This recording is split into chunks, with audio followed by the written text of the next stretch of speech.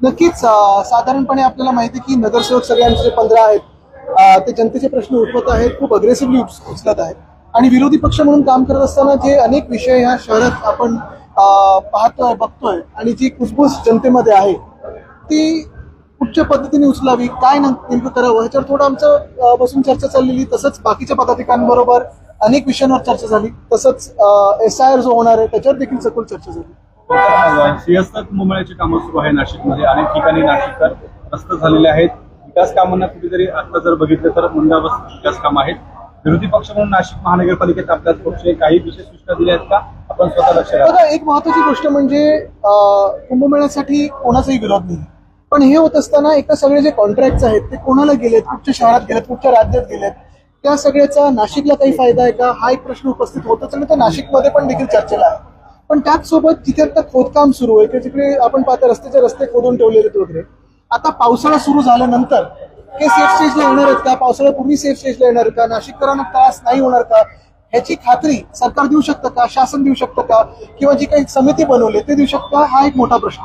तसंच दुसऱ्या बाजूला आपण पाहतोय जागतिक परिस्थिती एक बाजूला, पण जी काही आर्थिक रणनीती ह्या सरकारने गेल्या 12 वर्षात अवलंबली होती त्याच्यात जी काही परिस्थिती आपल्या रुपयाची झालेली आहे किंवा अर्थकारणाची झालेली आहे, आज आपण त्याचा परिणाम भोगत आहोत. आणि सरकार हे आपल्याला आश्वासन देऊ शकतं का की ही कामं बॅलन्स ऑफ पेमेंट किंवा पेमेंट नाही होते ह्यामुळे थांबणार नाहीत.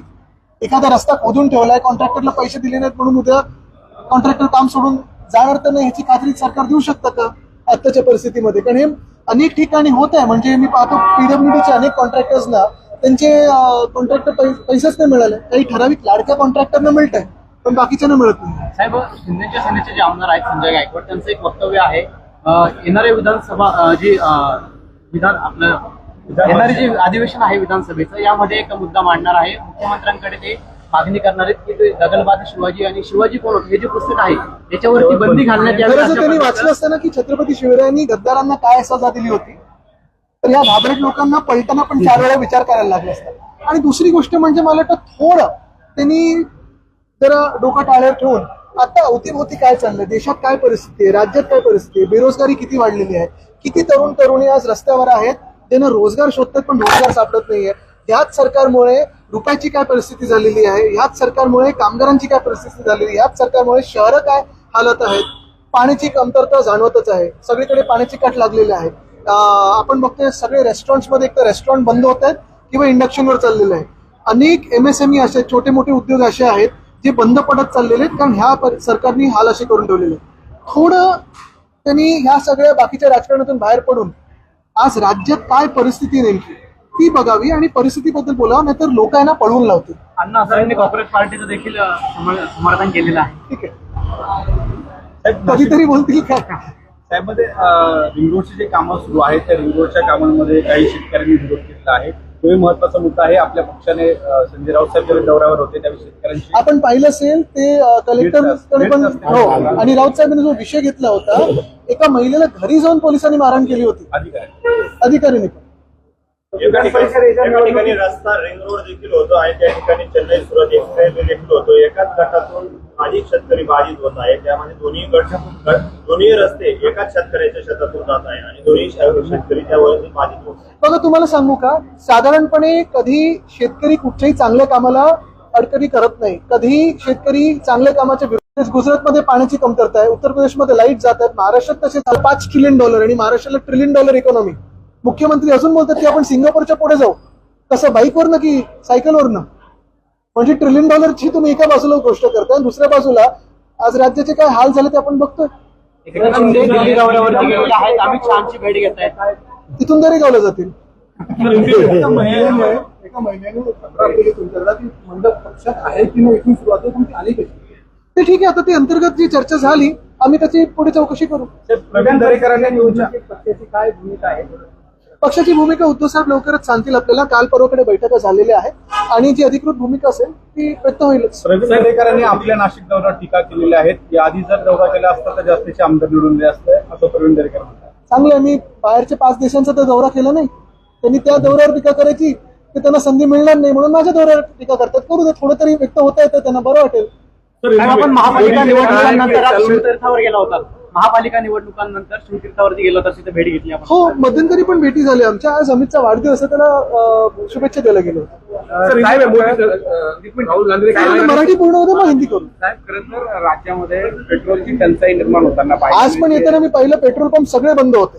गिरीश या महाजन सगळ्यांकडे जर बघितलं तर सरकार जे आहे ते म्हणतंय की आपल्याकडे मुबलक साठा आहे पेट्रोल डिझेलचा, मात्र मग अशी टंचाई का निर्माण होते? पण मग ठेवलाय कुठे तुम्ही? एक तर तुम्ही ब्लॅक मार्केटिंग करताय स्वतः सरकार म्हणून, त्यात जनतेचे हाल तुम्हाला पाहायला आवडतं. गिरीश महाजन आज आपण पाहतोय अनेक ठिकाणी, काल परवाकडे देखील मला वाटतं अंबादास दानवेजींनी ट्विट केलं होतं तो व्हिडिओ, मीडियाच्याच माध्यमातून आला होता. मोठ्याच्या मोठ्या रांगा आहे, कुठे भांडणं होत आहेत, कुठे वाद होत आहेत.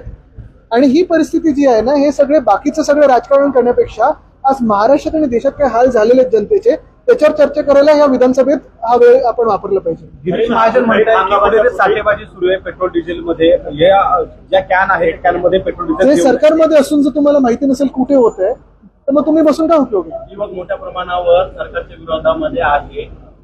जे आपल्याला कॉक्रोच जी जनता पार्टी तयार झालेली आहे त्याच्या माध्यमातून दिसत आहे. मात्र विरोधी पक्ष जे आहेत याला कसं तुम्ही हे करणार? बघा, तुम्हाला सांगू का, एक महत्वाची गोष्ट म्हणजे कॉक्रोच जनता पार्टी, आता ह्याला पार्टीचं रूप येईल की नाही, कोण चेहरा आहे की नाही, कोण चालवतंय काय चालवतंय, हा एक वेगळा विषय झाला. पण लोकांना व्यक्त होण्यासाठी एक मोठं माध्यम बनलं.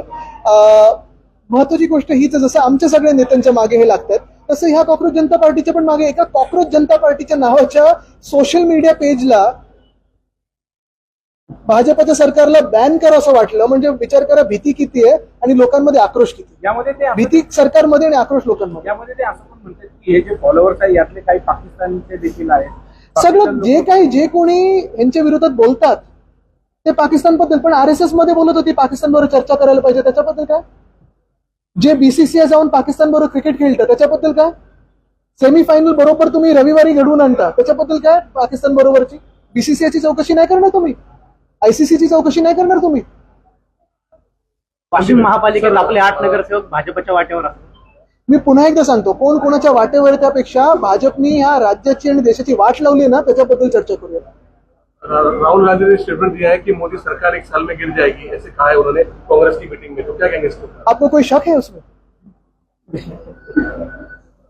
पेट्रोल डीजल के बारे में जो अभी पूरे देश में हालात है, तो आप इसको क्या हमारी जो पॉलिसी है उसका फेलियर मान रहे हैं या फिर ये सिर्फ वॉर की वजह से?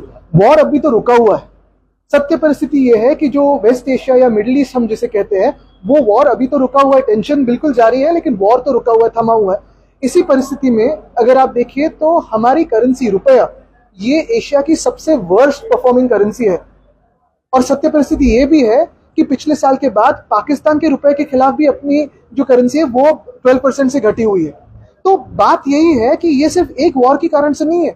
आज रुपए घटते जा रहा है, पेट्रोल हो डीजल हो इसके दाम बढ़ते जा रहे हैं, LPG का शॉर्टेज हम देख रहे हैं, और ये सारी बातें सिर्फ एक वॉर के कारण नहीं है. पिछले 12 साल से एक ऐसी सरकार हमारे माथे पे बैठी है जिसको सरकार नहीं चलाना आती, सोशल मीडिया चलाना आता है.